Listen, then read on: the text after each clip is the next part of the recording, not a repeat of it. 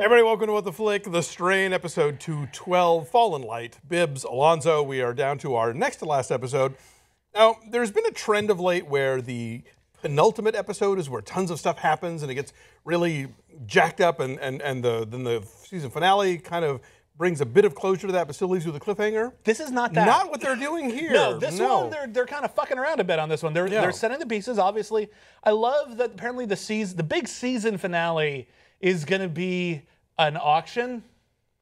Well, you know, if you've ever been on eBay, those last minutes can get really exciting. I did get drunk at an auction once and spent $200 on a signed picture from Dreamgirls. Okay. It was a framed photograph of Beyonce Knowles and Jamie Foxx, just signed by both of them. Wow. All yeah. right. Don't get drunk at auctions is basically my You could flip that, I think. No, actually I could not flip that at all. That never got flipped. All right. That was bouncing around the apartment for a while. My point is, if you're not drunk, auctions aren't necessarily a lot of fun, or if you don't have a ton of money to spend. Okay, well, but we have a ton of money to spend here. Well, I guess they do. Yes, not we, but you know, yes. the players have a lot of resources at hand. And apparently the good Strigoi are out to double-cross Satrakian. So. Well, I mean, Satrakian isn't going to be like, oh, yes, well, I killed the master. I'd better let all the other Strigoi live. Oh, I see what you're saying. This is a marriage of convenience for everybody, sure. I think. And it would shock me to discover that, like, after the Strigoi, like, betray Satrakian, he gets really sad. It's like, I thought we were friends. Like, no, he's going to kill them all. Okay, so you think that for him, he doesn't differentiate between master version and like. Well, he obviously differentiates because Council of Elders, whatever. I think he was willing to make a deal because, you know, the enemy of my enemy is my friend. Sure. If the enemy of my enemy is also my enemy, I'll get to them second.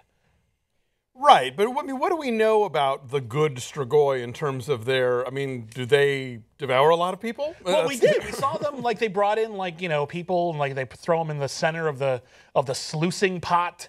And then they all like woke up and they're just like, delicious. And then they ate them. But were they people we liked? They were not people we liked. Okay, then. That's the thing. You know, we're talking a lot about, one thing we've seen a lot more in this season are flashbacks. Mm-hmm. Flashbacks are good because they give us an opportunity to learn more about characters that we might not otherwise have learned because at the moment they're busy. Sure. So we learned a lot about our evil Nazi Strigoi last week. Yes. And this week we find out that before, Ephraim and Nora were friends. Yes. That kind of went nowhere. Like, basically Sean Astin was free and we had to do something with him. Like, this whole thing. I thought that was going to maybe build to something. That built to something. All it built to was, and then we had a thing for each other once. We fucking knew that. Yeah. That's not quite as bad as Jack's tattoos on Lost, but it is as pointless. And it doesn't really underscore anything having to do with Zach, you know, which I thought maybe that was going to tie in somehow, but no, not really. They're just like, you know what? Fuck it. Let's get him off the show. Like, you know, like just a phone call. Like, Sea Island sounds great. They're in the middle of the show, and it was just like, okay, we don't have to have Zach? Oh. Grandparents? I hadn't thought of that. Call us back. 20 minutes. Like, they're so excited. And then there's just like, will they or won't they get Zach off the show forever? And a part of me was hoping we'd at least see, like, on the other end of the line, like, the mom had picked up, like, Terminator voice and was pretending to be the grandparents somehow. Oh, right. No, I just think we need to get Zach off the show because, as we've seen on Gotham recently, when you have, like, a young kid, the puberty hits them real hard. It really kind of screws with your narrative of, you know, how many days have passed. Back on Lost, this is the reason why they had to write Walt off the show, because each episode of Lost was like one day, and puberty hit him. He grew like a foot in a summer. It was nuts. So you just have to not have kids in your shows, ever. Where'd that beard come from, you know? Ever. The interesting thing I think maybe we get here is the further arc of Samantha Mathis. Yes. The idea that first I thought, okay, she can totally overpower the mayor in terms of rallying popular support for her anti-Strigoi activity versus him futtering and duttering. Instead, they murder the mayor, which, okay, sure, why not? And then the notion now that she's going to be unknowingly seduced into the dark side by our old friend Eldridge So Palmer. basically, this entire season has been setting up a Jar Jar Binks. Explain. Well, Jar Jar Binks is introduced early on as in Attack of the Clones as a senator. And then, in the end, the dark side seduces Jar Jar into suggesting, hey, why don't we give Emperor Palpatine, why don't we make Palpatine an emperor? You know, because of the war. And then everyone's just like, yes, Jar Jar, you always have good ideas. We should just, you remember ultimately the whole point of Jar Jar was that Jar Jar doomed the entire galaxy. I forgot the Jar Jar arc. I see your point, however. Yeah, she's a Jar Jar, but she's cooler. Yes. Okay. Yeah. I mean, you know, obviously, I was thinking that it was going to be interesting for her to sort of exploit her power with the people over the politicians, but now obviously that's going to be a little of both. Well, yeah, they're basically we're going to back the winning horse on this one. The mayor was a dork. The mayor was just like, yeah, help me, Samantha Masses wants to tax people. And the vampires are just like, oh, fuck, really? I think he was supposed to be David Dinkins. Just a hunch. Just to get pure gaslight work on my part. I can't back that up. Yeah, so whatever. My point is that she's the winning horse. She's the bigger actor, really. Well, the other guy's a good actor around. I've seen him in a lot of things, but I don't know his name. And I know Samantha Math is his name. So she's a little bit more prominent. You want to get her in there. She's going to be this new, you know, torn between two vampires. Yeah, and so that's the thing. I think we've just been waiting for. Early on, the idea was: is this going to become a coup? Is this going to become like a fascist military dictatorship thingy? Well, right, and it's funny because I was watching Fear the Walking Dead, and it's kind of the same story there. It's all about fences and the military and who's in charge. That's kind of what Walking Dead was about. It's pretty much any time the apocalypse comes, everyone's first response is fascism.